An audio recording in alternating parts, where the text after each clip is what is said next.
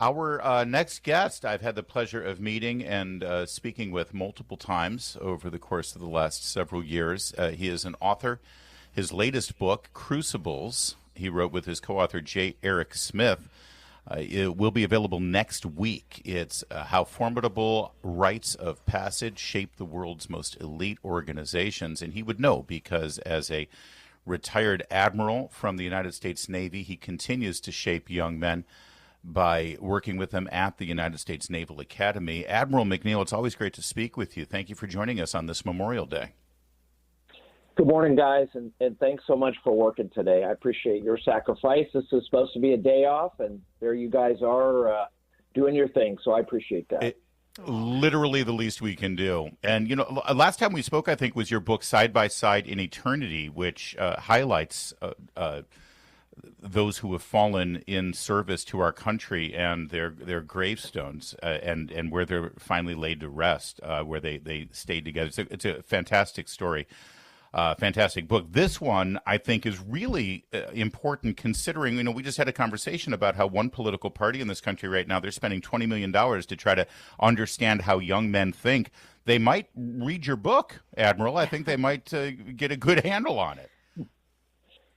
Well, I think so. The whole book is framed around our experience at the Naval Academy, and the epilogue is our plebe summer experience, and the prologue is our plebe year experience. And it was a lot of fun to write as we went through various organizations that take ordinary people. Eric and I are very ordinary, but the United States Naval Academy, as it did for your daughter, Larry, so thank her for her service. I know she's out there doing her stuff. Takes ordinary people and makes them elite in how they do that. And so we really wanted to do with the book is do some interesting historical organizations that maybe folks don't know about, then also pull a lesson from those organizations. What makes them special and what are the lessons that people can use in their lives now based on how these organizations put someone through a crucible, hence the copy of the title of the book. Crucibles. I'd love you to comment on what I think is, I'm the mother of 3 teenage boys, one of whom would really like to go into the military. And I really feel like it's my job in these last few years to protect him against this narrative that is quite common out there, that men are toxic, young men are toxic, that they're the reason that anything goes wrong in the world, it's because of men. Your book obviously counters that, but how do we get that into popular culture? And how do we convince people to stop saying it? It's very dangerous. I think it leads to men who feel like they don't have a place in this world.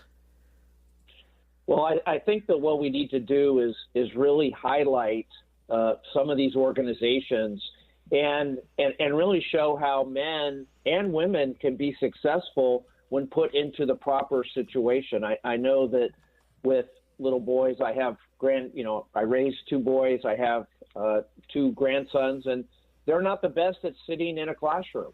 They want to play and they have energy, and it's really understanding them. And that's what, with these organizations, I think they as we showed in our book, they take the positives of both men and women, and how can we take these positives and shape them into something elite?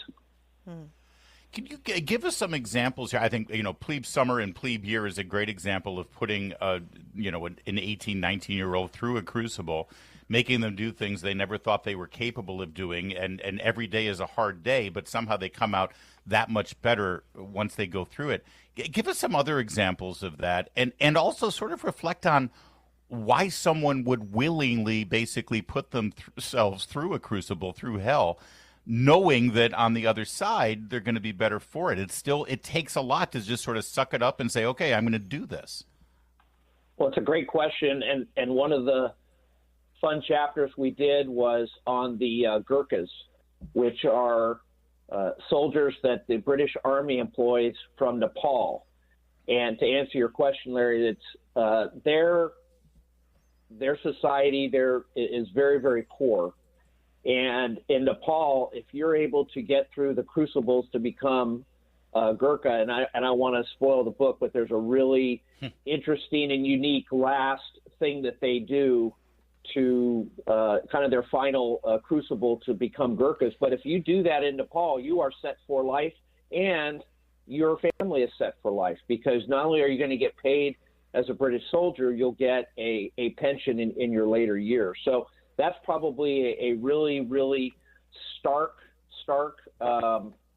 example of that. Another example, and this was another fun one that I didn't know a lot about, was again with the new Pope, the American Pope, and the news.